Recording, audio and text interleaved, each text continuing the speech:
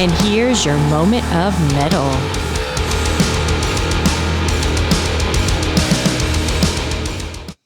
Hey, this is Rick and Lyle, and today we are going to be talking about the career of the thrash metal band SLAYER.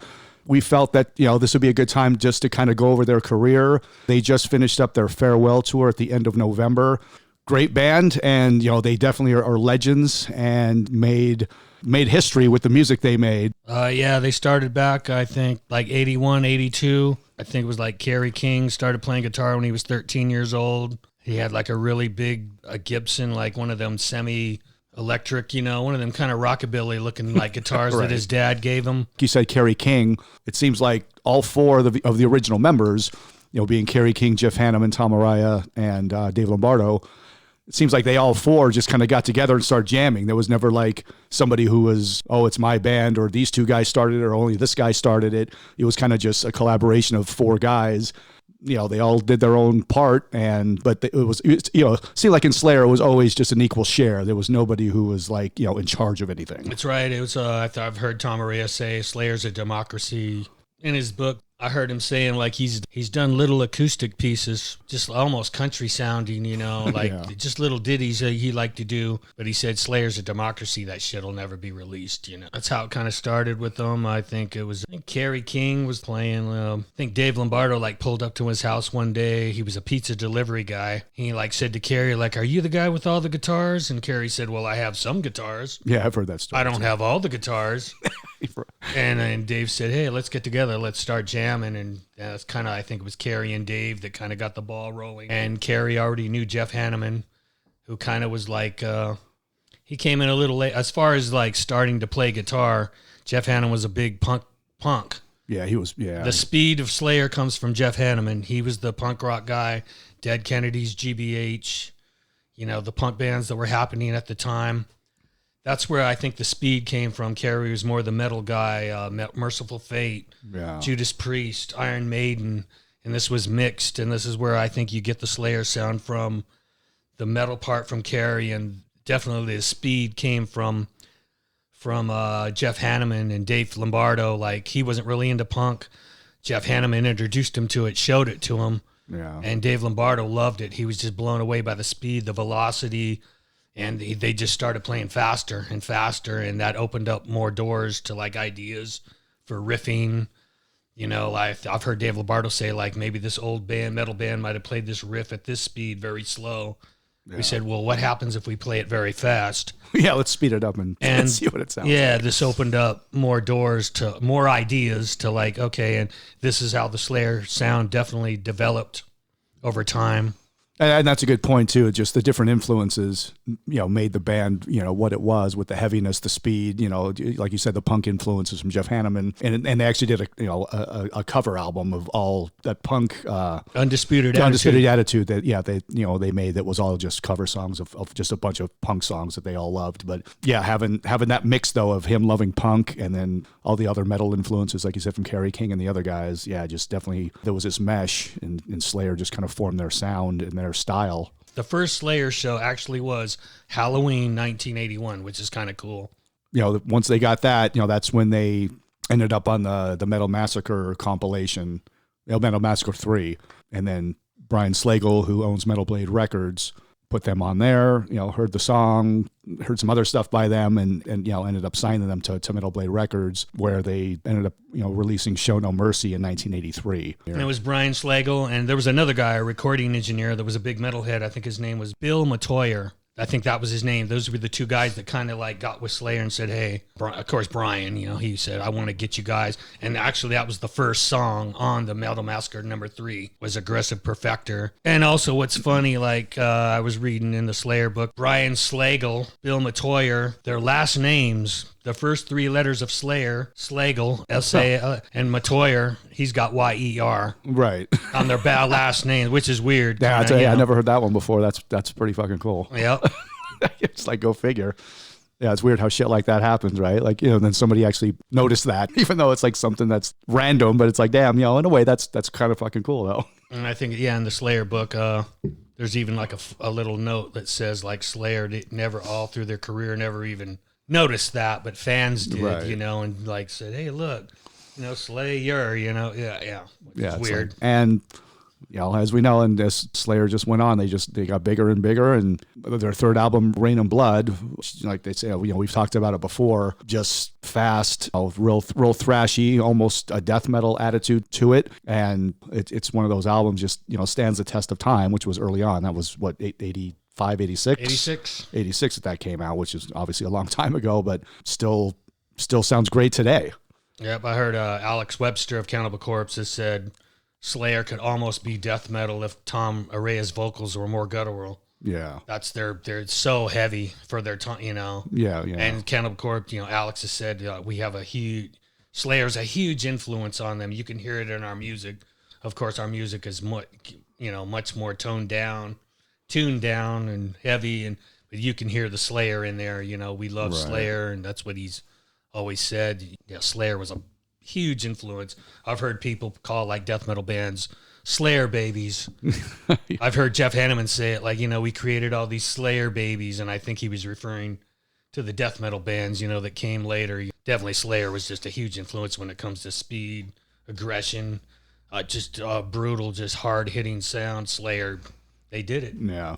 They were the ones. Groundbreaking. Yeah, and a lot of it did come as far as lyric from Jeff Hanneman, who obviously was Slayer. There's a lot of songs about war, anti-religion, just stuff like that. So, but I'd also heard somewhere that Jeff Hanneman, his father was a war vet, so he was just fascinated by the strategies of war, the brutality of it, just stuff like that. And his dad told him just a lot of stories, and had medals that his dad had earned in when he was serving. So he saw all this crazy stuff of things that his dad brought back from the war, and just all that. He just became fascinated with the subject and started, writing a lot of songs about war, of, like I said, just, the different aspects of it. That's where it came from. I've heard Jeff say, like, when his family's sitting around the dinner table, like his dad, I think a few of his like relatives, like his uncles and stuff, World War II, World War I, Vietnam. Yeah. They would talk about it. He said they wouldn't really get into the really gory,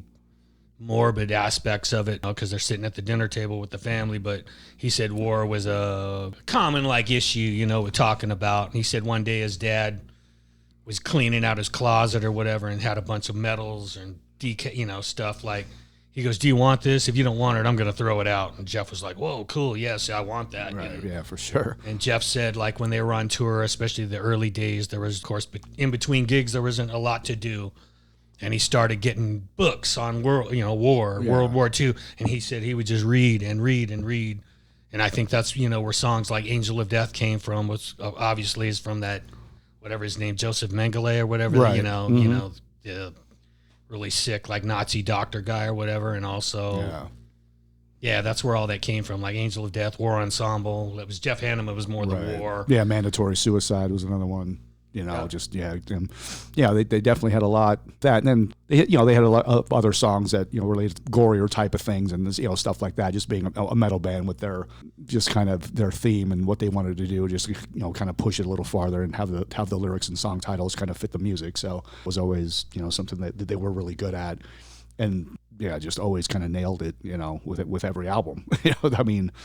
That's Slayer's, all their albums are, kind of, it's still Slayer, but they're all different in their own little way, and that's what's awesome about, Slayer. They never change their sound, but every album kind of has its own sound to it. You hear a certain song and you kind of know what album it's off of, just because maybe it's the production or just the way it just sounds. You guys, it's Slayer, but it also kind of fits, what album it came off of, just because of, how they wrote the album at the time. Yeah, I think if you're like a really good fan, of course you can like dissect it. What song comes from what album and what era, what the year was. You'll tell people, yeah, this is this album, this is that song, this came out then. Yeah. But I think somebody who's not familiar, I think you can see the difference as they've gone along. Yeah. As far as the production, I think they started with Rick Rubin. Rick Rubin came in on Rain and Blood, and I think they worked with him for a while, and then they went on to whoever the producer. I can only think of Rick Rubin. I can't think of anyone else who really kind of collaborated with them when they got together and made an album. But Rick Rubin was definitely huge when it came to Rain and Blood, which is funny because Def Jam Records at the time was known as more of a rap or like, Beastie Boys were on Yeah. Def Jam. Right. Yeah, it was a lot of hip hop when they were, music on that and label. it's just funny when you look at Rain and Blood, you look on the back, Def Jam Records, it's just kind of, but yeah. Yeah, for sure. So, and then we can kind of, also get into, the way things changed in the later years, for Slayer. And as you know, I don't even know, I was trying to think of it the other day, because me and you have been to plenty of Slayer shows together. We've been to probably Slayer shows, you've probably been to some I didn't go to, and I probably went to one or two that you didn't go to, or maybe not. But I was trying to think, just because, we were at the show at the end of November here, which was the farewell tour. And I was trying to think, like, I don't know what number Slayer show that was for me. Like, I don't know how many, it's probably at least 10. I've lost count. I'm at like 15 or 16. Yeah. For sure. I mean, I'm saying 10, it could be more. That's a fair guess. But as you and me have talked about though, too, it's like, that many times though, like you and me have both said it, it's true. We've never seen a bad Slayer show. It's no such thing. I think you said it first. Like, there's no such thing as a bad Slayer show.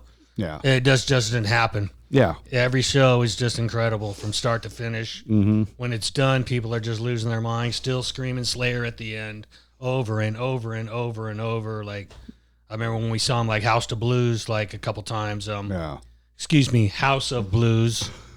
You walk out of House of Blues when they used to let the crowd out go through the casino. I remember a couple times just walking down the middle of the casino, just fucking Slayer, and like people gambling at the tables or like turning around like, what the fuck is going on? Yeah, Where did they come from? Who's these people coming out? And it just, that's like one of the only times you could scream at the top of your lungs, like say the F word, Slayer, and the security just just let them go. Just let them exit. Let them get out. Yeah. Don't stop them. Don't say nothing to them. Just let them go. Yeah. And that's funny too, because even going way back to, I mean, there was a Slayer show. I don't remember what year, what tour. It was a long time ago. This is like 15, 20 years ago. And I was working at a restaurant, and I was just always talking about Slayer and metal, but there was a Slayer show coming up that I had tickets to, and I was just so amped, and it was in a couple of days. And I just remember people that I worked with were just laughing that weren't metalheads, and they were just saying, but they even knew like how you start talking about Slayer as a fan, and people are like Slayer, or you say Slayer, but no, it's like with fans, you just don't. It's not just Slayer. You have to like yell it. It's like Slayer. Yeah, you got to yell it. There's like some kind of yell. It has to be like aggressive in some way. You can't just say, "Hey, I'm going to see Slayer," or "Hey, man, that was Slayer." It's like, no, the Slayer. Right. Everyone, So it was just funny that people that weren't even metal, just because I would do it so often, just goofing off or just talking about him, and they actually started doing it at work. Like, oh, he's going to see Slayer. Right. It's just like, yeah, but that's what everybody does. Like you said, walking out of the show, everybody's amped, everybody's screaming Slayer, and that's the way it's always been with that band, with all the fans. Talking about the name Slayer, I think it, as far as how they came up with the name, I don't know who said it first. Like, okay, it's going to be Slayer, but I know there's a story where they were thinking about the logo. Yeah. And Dave Lombardo put down a piece of paper on the floor, and he took a pen, and he was like making slashing, just slashing at the paper, and then when he got done, he goes, "That's just like a killer would be cutting somebody. Right. Everything is one stroke. Yeah, just like a Slayer. Right. Just like Slayer. Cuts, but yeah." And he goes, "That's how they got the logo. Like you see the slashing Slayer logo." It was Dave Lombardo that said, "Yeah, I heard that too. Look, it looks like a killer, just Right. Yeah, and that's what they'd said, and it was like, and it's just Slayer. And then, and there's also a big thing, it's gone for a long time. It's already been, all true Slayer fans know the truth, but a lot of people think that, they originally named the band Dragon Slayer, which is wrong. They were doing an interview and it was understood. They said, our name is Slayer, like Dragon Slayer. And it got misunderstood. Right. And somebody printed it their name used to be Dragon Slayer. Yeah, it wasn't I thought Kerry King said something about, it was a movie, that I don't know if that's true. There was a movie at that time in 81 called Dragon Slayer, and they said, oh, that's where that gave you the idea for the Slayer part. I don't know. I don't know if that's 100% true, but he said that was always a myth that had nothing to do with the Dragon Slayer thing at all. Exactly. That was like none of that was ever true. Anybody listening right now, that's all bullshit. It's always been Slayer. Yeah. That was the name of the band from the start, and it's a great fucking name. And it's a cool story, though, too, because there's a lot of people, even Slayer fans. I mean, there's a lot of Slayer fans out there that don't know that, though. They never really even heard that. Like, what is Dragon Slayer? I never heard it. Well, but it was so long ago in 1981 when they were first getting things going that happened. So, kind of a cool, little piece of information that, maybe some people had never heard that story, but which is true. But no, that's, the part that's not true was, they never got anything from, that name to get the Slayer name. So, right. Like young people that are getting into, that are metal, which is great. I think it's great. Me being 53 years old, I love going to shows and seeing people my age, of course, which is cool. Yeah. But I love seeing young kids, teenagers, early 20 kids that are totally fucking into metal. That's just, it's just so refreshing from all the fucking, the pop music, dance, fucking hip hop shit. I fucking hate it. I'll say it right here. That is shit. Yeah, it is. It is nice, like you said, even going to especially a band like Slayer that's been around for so long, and they are who they are, and they've done what they've done, to go to shows and see, really young kids. I mean, I've gone to Slayer shows and they were there. They were so young. They were with an adult, obviously, but we're talking little kids, knee high with a Slayer shirt on at the show on the floor. And I was like, damn, look at that. Like, that's awesome. I've seen like little kids on the shoulders of their dads. Right. Of course, with big earphones on to protect their ears because they're kids. Their ears are still developing. Yeah. Anybody listening out there, you take your little kid to the show, you better protect their ears. Yeah. But I've seen that, and I think that's just so awesome that Yeah, and that was one thing too. We saw Slayer. They kind of did. We kind of called it the Big Three, where we saw them at the Pearl Theater inside the Palms, and it was Slayer, Megadeth, and Anthrax. And Slayer headlined. They killed it. And it was an amazing show. Fucking obviously the it. Big Three, because Metallica was the only one that was missing, but as far as the original Big Four. But yeah, amazing. And I just remember watching Anthrax open and then Megadeth, and they both were awesome. Great sets by all bands. And my girlfriend at the time that came to the show had never seen Slayer before, and she wanted to see him. She had seen Megadeth, but I just remember that, the first two bands get done and Slayer comes out, and the first song, as soon as they come out, it's just like, they were so loud, but it wasn't like too loud. It was just very loud, but it still sounded really good. It wasn't too loud where it was like, they screwed up the sound by trying to play too loud.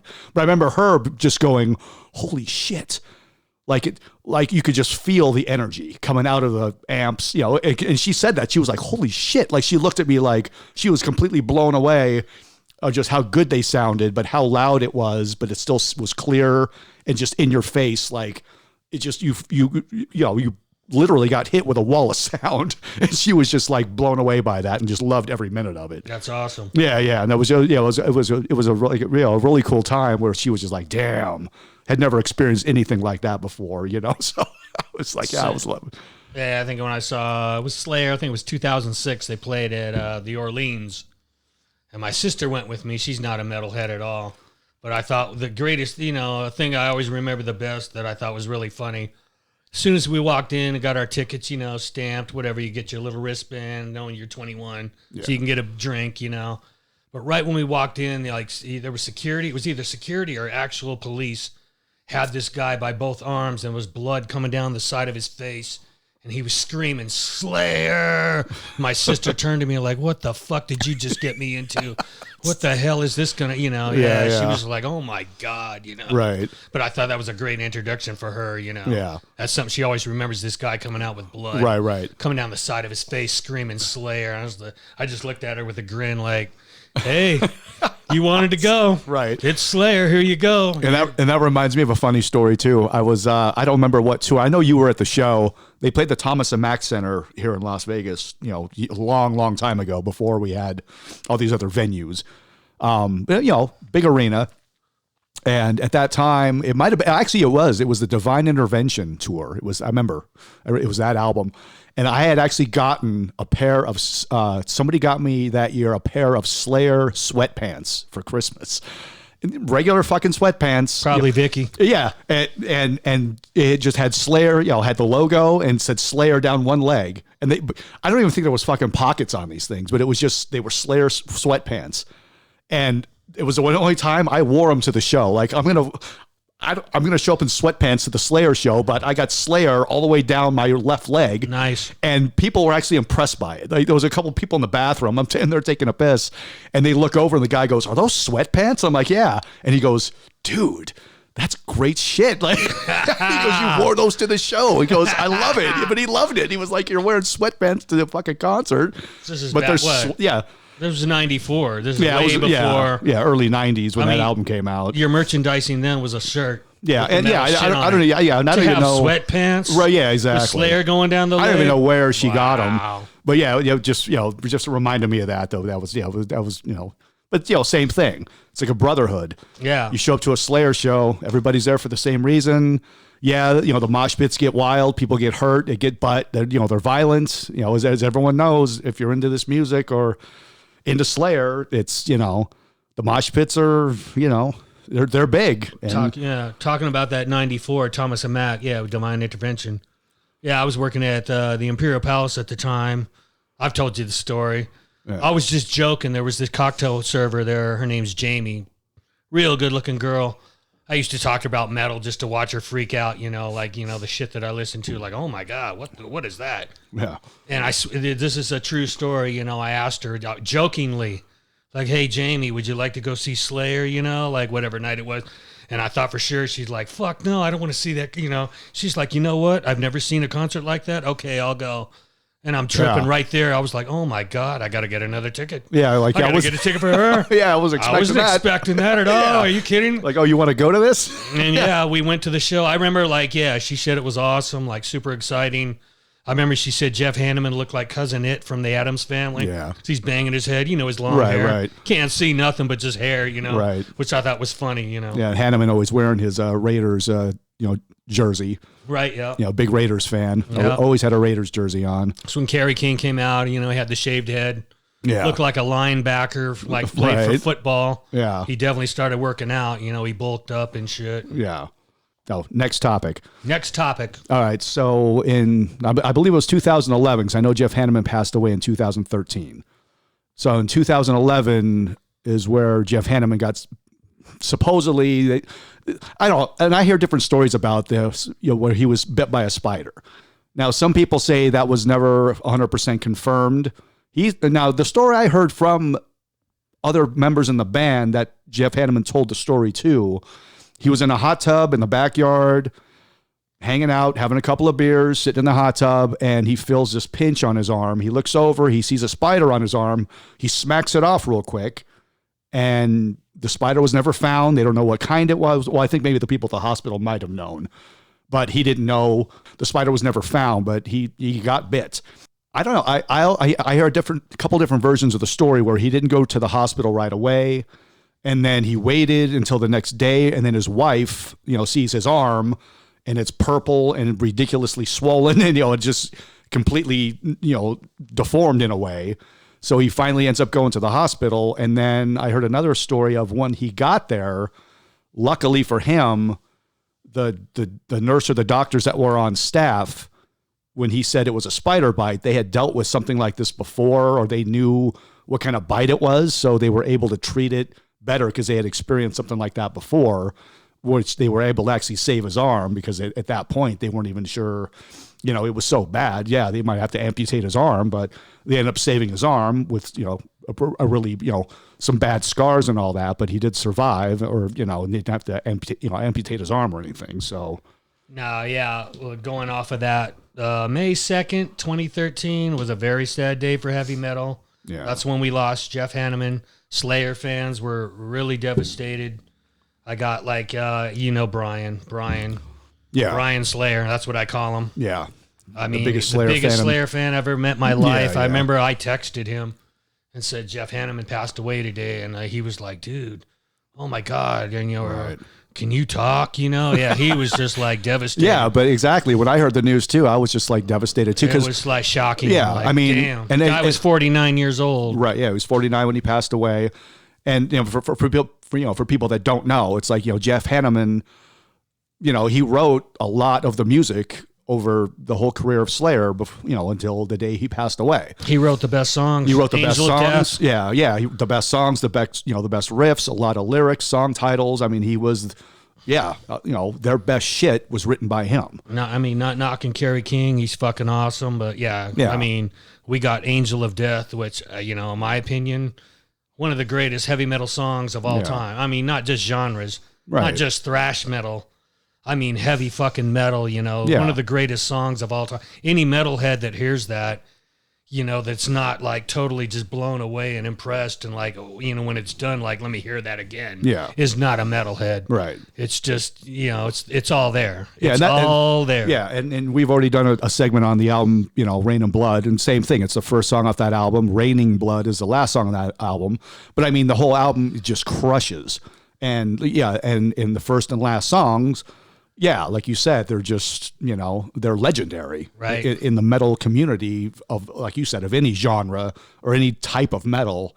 Everybody knows those songs, and he wrote all of that. Hanneman was great. And going back to like, his death, what you were talking about. Yes. It was a spider that bit him, but what he died of was, cirrhosis of the liver. Yeah. Yeah. He was a heavy drinker. I think, what I've heard is, the night, like what you said, he was in a hot tub, a jacuzzi with one of his friends. A spider bit him. He went home and he noticed his arm was just inflamed. I mean, it was like, like you said, deformed. It was really, really, right. Puffed out from the spider bite. And he showed it to his wife when he got home. And his wife wanted him to go to the hospital immediately. But she said it's hard to argue with, somebody who's drunk. Just wants to go to bed. Right. So there's nothing she could do. The next day, they got him to the hospital. The doctor said, you know what? First thing I'm going to do, I'm going to save your arm. Right. Oh, yeah, Because they said exactly. they might have to cut his arm off. They did that. And then I think, this is speculation. Of course, it came out like, he died on May 2nd, 2013. May 9th, 2013, it came out. Jeff Hanneman died of cirrhosis of the liver. Yeah. And that's, I think, a lot of his family didn't realize, he was a big drinker. Yeah. I mean, I'm just guessing. This is my opinion. I think what happened to him, he couldn't play. That probably just, depressed him. Right, he couldn't get up there with the band. Maybe he just started drinking more and more and more. I mean, I lost my best friend, a few years ago, same thing, cirrhosis of the liver.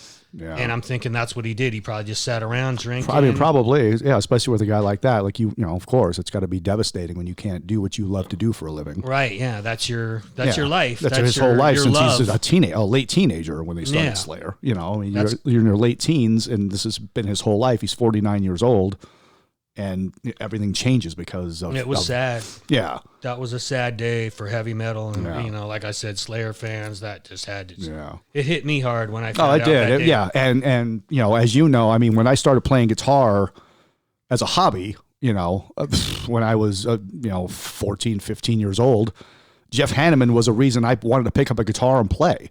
I mean, Metallica was always a big influence too because I wanted to play their stuff, but watching live videos or this or that, I would watch Jeff Hanneman play the guitar and just, I wanted to do that. It was so fun to watch him play, but obviously not easy. His stuff's not easy to play, but I mean, he was a big influence on why I wanted to even pick up a guitar and even try to play it, and play their songs, Yeah, for me, it was Metallica, Ride the Lightning. When I heard that, I was possessed. I just I want to play guitar and I want to sound like that. I want that. Right. And then, of course, Slayer was the step up, just more fast, aggressive, and it was fun playing their stuff too, like trying to learn it and just like, right. And of course, learning it, you realize like, oh my God. Yeah. I mean, it was all basic heavy metal, like, riffs. Yeah. It was just the speed of tricks, it, stuff, technique. but it's the speed that would just, Yeah, I mean, blow you away. Some of the riffs were tricky, trying to not make mistakes and trying to pull off some of those riffs at that speed. That's always a challenge. Like Rain of Blood. When I heard Rain of Blood, I was just like, holy shit.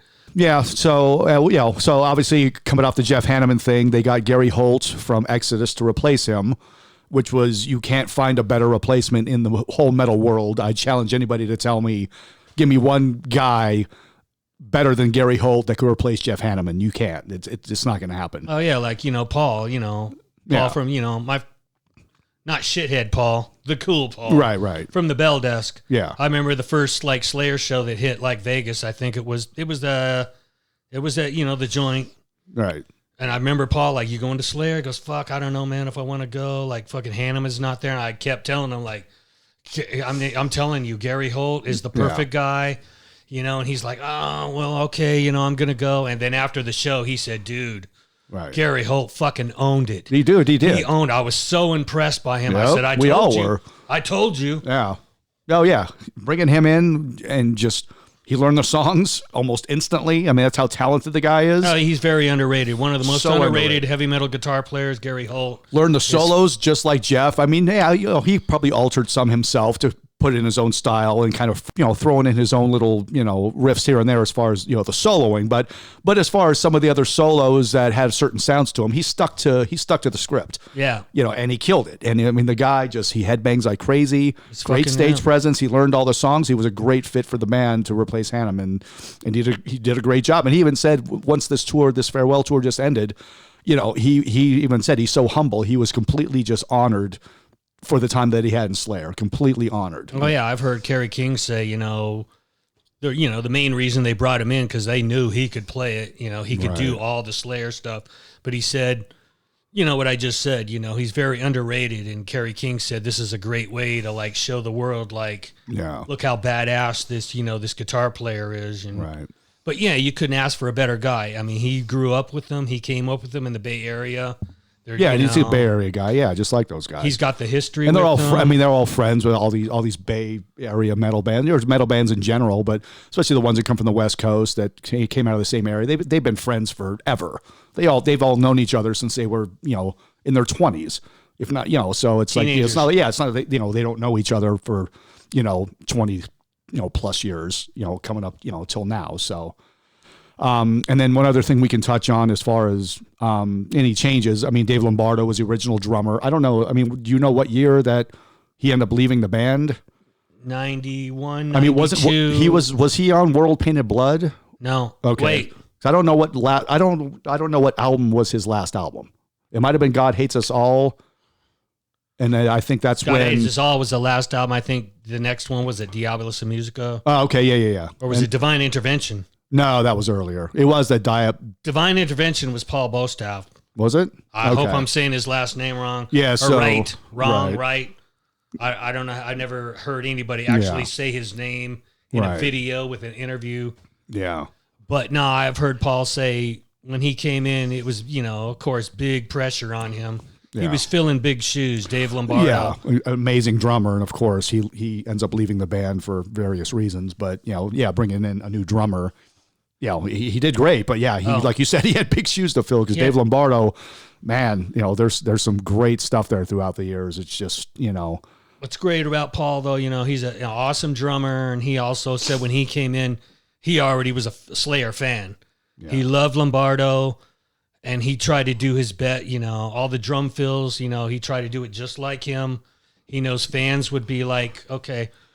He knew fans would be, listening hard, especially hardcore Slayer fans. So he did really good. He said, Dave Lombardo, had fast feet, but he,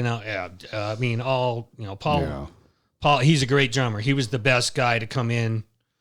And take Dave's place. Yeah, he did a great job. Like I said, anytime there's only been 2 replacements, obviously, throughout the entire history of Slayer since, 1981 until, Oh, yeah. until their career just ended. He replaced Dave Lombardo and Gary Holt came in to replace Jeff Hanneman, and that was only because Hanneman passed away. So, but yeah, just, great career. We've seen Slayer a ton of times. We just saw him, at the end of November for the final show here in Las Vegas, and it was amazing, just like every other show. Sad, it was, you could even tell by the band members. Tom Araya walks out and just shows over after the last song, and he just stares at the crowd and just appreciates every single person in the crowd, and just stood there staring at the crowd for 10 plus minutes, showing his appreciation for the fans. I love, when the show was over, the crowd still just went nuts. Yeah. Nobody left. Yeah, nobody left. No one left their seat. Yeah.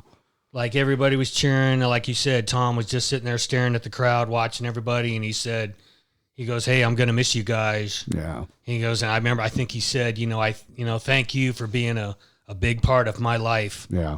And left the stage. Yeah, and then he walked off the stage and literally was wiping tears off his face. That's just how sincere the guy is, and the entire band, just their appreciation for the fans over all these years, and they were always like that for every show. It wasn't just because it was the last tour. They were like that all the time anyway. So just amazing guys and an amazing career. Yeah, I mean, even though Slayer's gone, their music will last forever. There'll always be, Slayer. There are always going to be new fans. They're going to discover their music. And, Slayer fucking rules. Hey, this is Rick and Lyle. We just got done talking about Slayer's history. And all I can say is fucking Slayer. Slayer. And that was your moment of metal. Be sure to rate and review us and subscribe wherever you get your podcasts.